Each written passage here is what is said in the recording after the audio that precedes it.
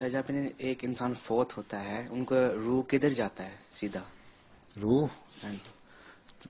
وہ آسمان پہ جاتی ہے، سیدھا اللہ تعالیٰ کے پاس جاتی ہے. ٹھیک ہے. اور نیک روحوں کو اللہ تعالیٰ ریوارڈ دیتا ہے، اپنے پاس رکھ لیتا ہے ہیں؟ اور جو زیادہ گناہ گار ہوتے ہیں ان کو جہنم کی طرف چلا جاتا ہے. لیکن اس میں سے ایک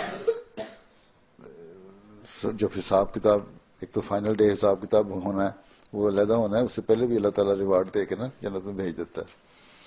ٹھیک ہے، نیک لوگوں کو.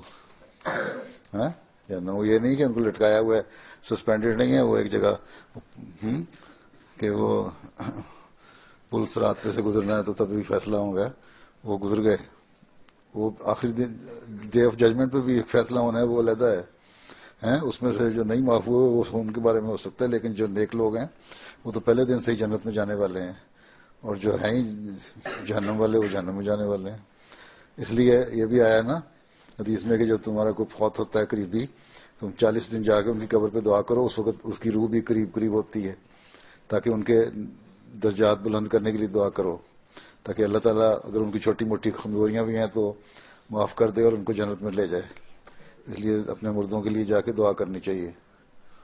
ٹھیک.